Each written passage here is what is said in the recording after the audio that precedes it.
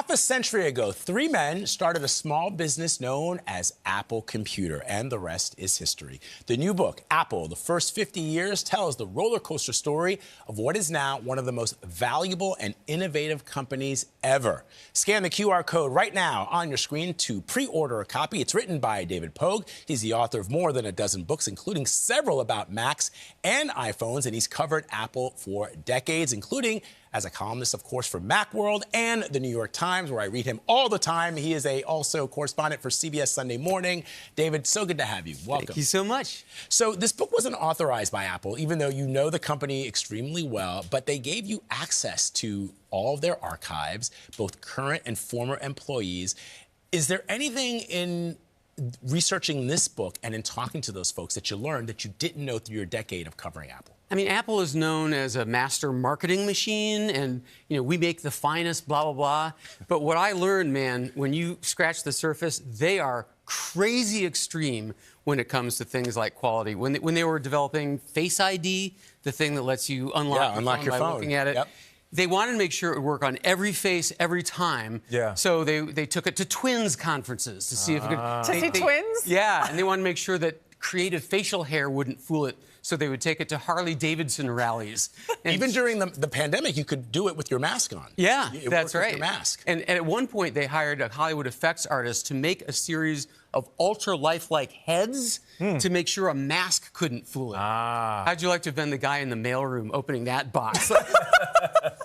Well, listen, Apple is one of the most successful brands of all time. But there were periods where you say they might not have made it out of that dark storm, especially when Steve Jobs wasn't there. I think it was a decade or so. But tell us about those periods, because we all see the success right now. Yeah. But what about the dark times? Oh, man, it's so true. And not many people write about that decade, but it's hilarious. Steve Jobs was gone. They had no confident leadership, and it just devolved into fiefdoms and duplication. They had 12 different ad campaigns. They had multiple heads competing for the same resources. My favorite story is at one point, this is true, 2 Apple lawyers showed up in trademark court to sue each other. What? But you know what's crazy about that, we were talking backstage, is that it was almost Shakespearean in how it devolved between John Sculley and Steve Jobs. Steve Jobs recruited Sculley to Apple. He told him famously, because he had been at Pepsi, do you want to sell sugar water or do you want to come and change the world? But then the relationship was ultimately destroyed. And both of the men were deeply, deeply wounded by that. I spent a day, interviewed 150 people for this book, spent a day with Sculley, and you can still see it in his eyes that he still regrets the dissolution of that brotherhood bond. So this technology has changed the world, but it's also had negative impacts. I mean, we talk about excessive screen time, addiction, loneliness. How does Apple mitigate that and think about that? And then you also spoke to employees or former employees who left the company because they didn't like what they made.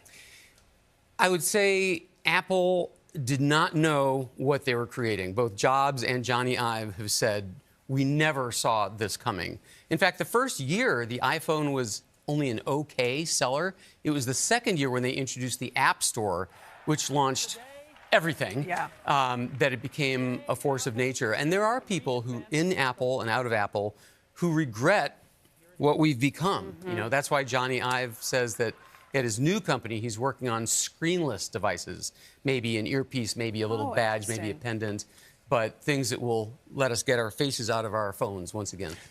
You also talk about the history of the iPod, right? And I still have the iPod. Yeah, I mean, I have all of my old iPods because they are, like, I imagine that... Gayle still uses hers when she travels. That's right, Really? she does, yes. And I imagine that it'll be for my 3-year-old daughter, I'll show it to her, and it'll be like looking at one of those old phonograph with a big horn on it, that she'll look at it in that same way. But actually, iPods are making a comeback now that schools have banned phones. The kids have no sort of analog way to listen to music anymore, so they're all buying the old iPods. I got 2 in my office. I need to charge them I up. was wondering, where are my old iPods? I should have kept those. I know, you should. They're collector's items. David Pogue, always great to have you, my friend. The book's incredible. It's huge. It's The First 50 Years. Apple, The First 50 Years. It's available tomorrow. Scan the QR code on your screen to get a copy and learn about the origin of the products that shape our lives.